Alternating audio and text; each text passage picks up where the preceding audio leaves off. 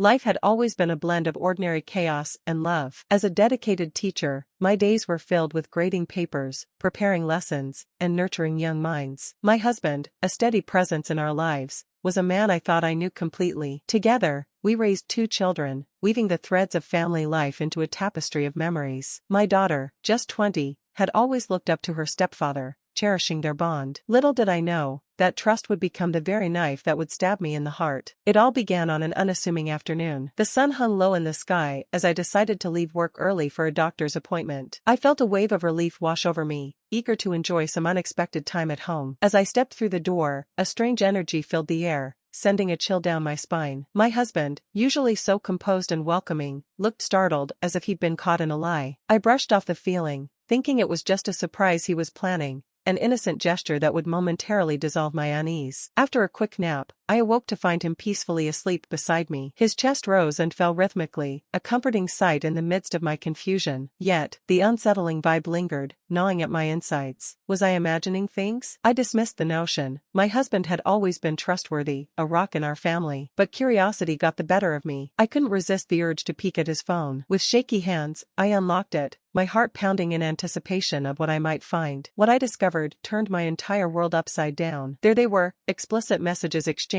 between my husband and my daughter. As I scrolled through their conversations, each message felt like a dagger to my heart, piercing deeper with every word. Pictures I never wanted to see filled the screen, each one more horrifying than the last. And then, like a punch to the gut, I saw it. My daughter was pregnant. My heart sank as I realized the gravity of what I had stumbled upon. I was paralyzed by a mix of disbelief and rage, the urge to confront them battling with the instinct to retreat. I wanted to scream, to shake him awake and demand answers, but I couldn't bring myself to do it. Instead, I chose silence, opting to process this nightmare on my own. For the next few days, I took refuge in a hotel, telling my husband I had gone out of town. Each hour felt like an eternity, my mind swirling with thoughts of betrayal and confusion. The raw emotions tore through me like a tempest, leaving me gasping for breath. I felt like a stranger in my own life, haunted by the realization that the 2 people I loved most had conspired against me. As I lay in the sterile hotel room, the fluorescent lights casting a harsh glow, I replayed the memories of our family life. The laughter, the inside jokes, the family dinners filled with warmth and joy,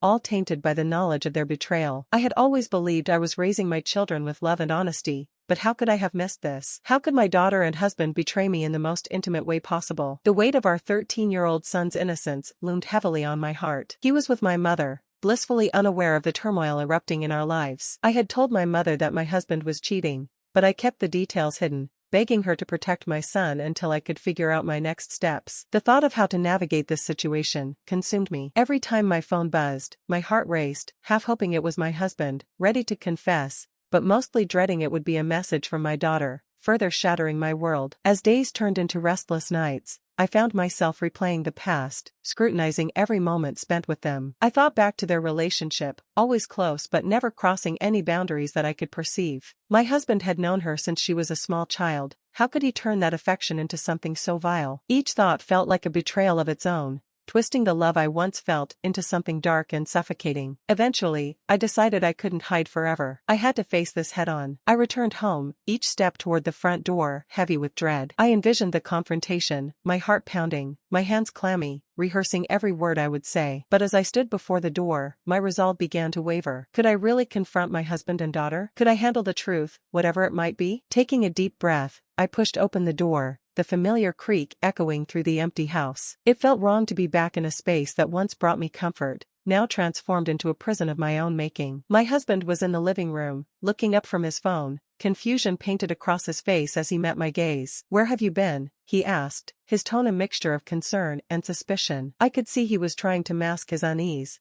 but the guilt was written all over him. "I need to talk to you," I said, my voice steadier than I felt. The room seemed to close in on me, and I fought the urge to flee. "Okay," he replied, the casualness of his tone doing nothing to ease my anxiety. "Is everything all right?" I felt my heart race as I took a seat across from him. How could I even begin to untangle the web of lies? "I know about you and our daughter," I said, each word heavy with the weight of betrayal. His expression shifted, panic flashing in his eyes. What do you mean? He stammered, though I could see the truth lurking just beneath the surface. The messages, the pictures. She's pregnant, isn't she? I couldn't keep the pain from my voice. How could you do this to me? He shifted uncomfortably in his seat, avoiding my gaze. It's not what it seems, he protested weakly. But I could hear the cracks in his facade, the excuses tumbling out like a dam bursting. It's exactly what it seems. I shot back, the hurt spilling over. You betrayed our family, and worse, you betrayed our daughter's trust. His silence was deafening, and the weight of his guilt hung heavily in the air. I never meant for it to happen, he finally said, his voice barely above a whisper. We just got close. I didn't want to hurt you. Tears streamed down my face as I shook my head in disbelief. You didn't want to hurt me? What about her? What about our son? My heart ached at the thought of the life we had built, now crumbling before my eyes. I stood, feeling a mix of anger and heartbreak. The man I had loved and trusted had turned into a stranger before my eyes. How could you let it go this far? I choked out, the betrayal burning in my chest like a wildfire. I don't know, he admitted, his voice cracking. It was a mistake. I never wanted to hurt anyone. It just happened. Just happened? I echoed, incredulity flooding my veins. This wasn't a mistake you can brush off. This is a life we're talking about. My mind raced with the implications of what lay ahead. I thought of my daughter, so young and lost, navigating the weight of her choices. How could she bear the burden of this? I had always strived to be the best mother I could be,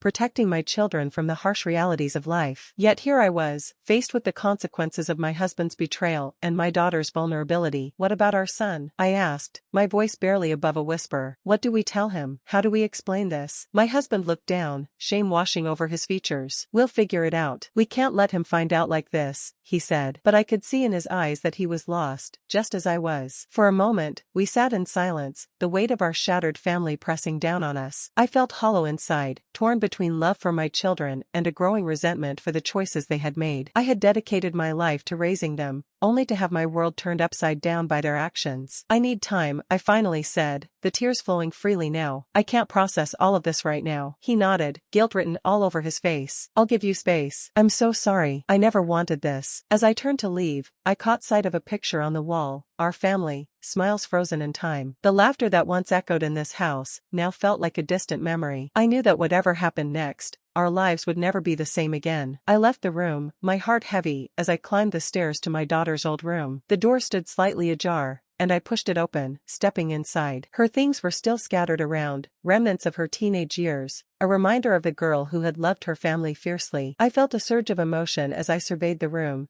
the posters of her favorite bands, the trophies from her school achievements, and the journals filled with dreams and aspirations. How had it come to this? Sinking onto her bed, I felt the weight of my heartbreak crushing me. I couldn't help but think about the person I had raised, the girl who once relied on me for guidance. She was now facing a reality far beyond her years, and I was left grappling with the aftermath of her choices and my husband's betrayal. I closed my eyes, allowing myself a moment of grief. The life I had envisioned for my family was gone, replaced by uncertainty and pain. My daughter was pregnant, an innocent life entwined in a web of betrayal and secrets. What kind of future awaited her? How would I support her without condoning the choices she had made? The next day, I took a deep breath and reached out to my daughter. Can we talk? I texted her, my heart racing. I knew this conversation would be the hardest one yet. My mind replayed the memories of her childhood, her laughter, her dreams, the moments we had shared, and I felt an overwhelming urge to protect her, even amid this chaos. Sure, Mom. Is everything okay? She replied, her innocence evident in her words. I agreed to meet her at a local cafe, a neutral ground that felt safer than home. As I arrived, I watched her walk in, her bright smile still a beacon of light despite the shadows hanging over us. She looked so young,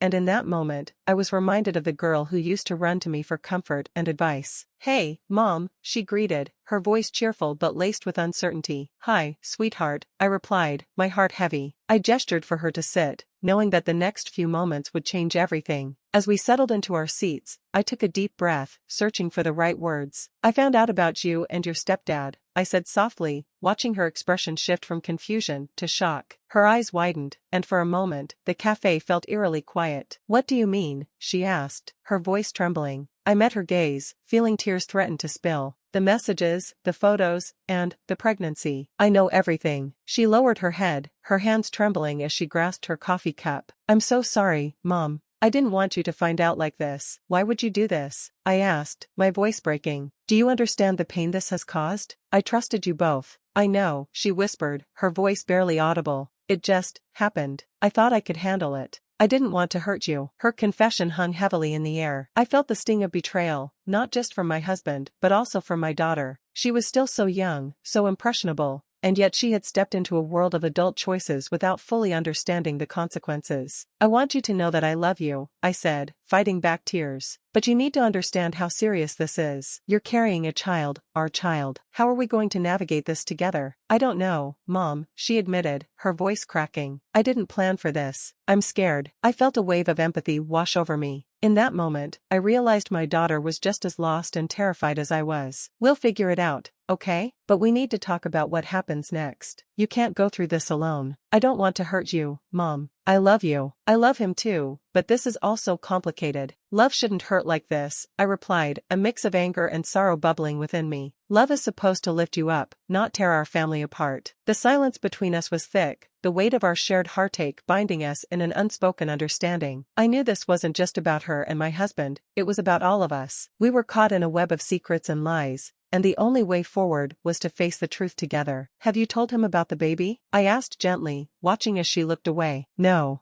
I didn't know how to tell him, and I didn't want to put more pressure on him. He's already stressed out. Sweetheart, I said, reaching out to take her hand, you need to talk to him. This isn't just about the two of you anymore. You have a baby on the way, and you deserve to be supported. Her eyes filled with tears. What if he doesn't want it? I squeezed her hand. Then we'll figure it out together. You're not alone in this. After our conversation, I felt a mixture of relief and dread. We had finally talked about the elephant in the room, but the path ahead still felt daunting. I knew that I had to address the situation with my husband once more, not just for myself but for the sake of our family. That evening, I gathered my thoughts as I prepared to confront him again. I knew I needed to set boundaries, not just for me, but for our children as well. I could feel the tension in the air as I approached him, my heart pounding in my chest. Can we talk? I asked, my voice steady despite the chaos inside me. Sure, he replied, looking up from the couch. His expression was guarded, a stark reminder of the betrayal that lay between us. I spoke with our daughter today, I said, watching his reaction closely. His brow furrowed, and he shifted uncomfortably. About what? About everything. The messages, the baby, all of it. He looked down, guilt washing over his face. I didn't want her to find out like this. Neither did I replied, frustration bubbling to the surface. But this is our reality now. We have to face it. I'm so sorry. I never wanted to hurt you, he pleaded, his voice shaking. Then why did you? How could you let it get this far? He opened his mouth to respond, but hesitated, the weight of his guilt evident. I don't have an answer for you. I wish I could take it all back. That's not enough, I said, my heart aching. We need to talk about what happens next. We can't pretend this didn't happen. We have a daughter who is pregnant, and we have to support her. I'll do whatever it takes, he promised, his voice earnest. I want to be there for both of you. Do you really understand the gravity of what you've done? I pressed. This isn't just about feelings. It's about family, trust, and the future. He nodded, tears pooling in his eyes. I know I messed up. I just didn't think it would go this far. Then we need to come together for our children, I said, my voice softening. I'm willing to try, but it will take time and a lot of work. In the weeks that followed, we took tentative steps toward rebuilding our fractured family. Conversations were fraught with tension, but we all understood that healing would take time. Our daughter was still reeling from the weight of her choices, and my husband struggled with guilt. But we made a commitment to be there for each other, no matter how difficult it was. I attended doctor's appointments with my daughter, holding her hand as she navigated the uncertainty of her pregnancy. Each time she looked at me, I saw the fear in her eyes, but I also saw a flicker of hope. We were learning to communicate again, to support one another in this challenging journey. Meanwhile, my husband made efforts to show his remorse, attending counseling sessions, and reaching out to me more often. He would sit with me at the kitchen table, talking late into the night, sharing his thoughts and fears. Each conversation was a step toward healing, albeit a small one. One evening, as we sat together after dinner, my husband turned to me, vulnerability etched across his face. I don't want to lose you, he admitted, his voice cracking. I know I messed up, but I'm committed to making things right. I studied him, searching for sincerity in his eyes. I want to believe you, I said softly, but trust is earned, not given. It will take time, and there will be moments where I might doubt you.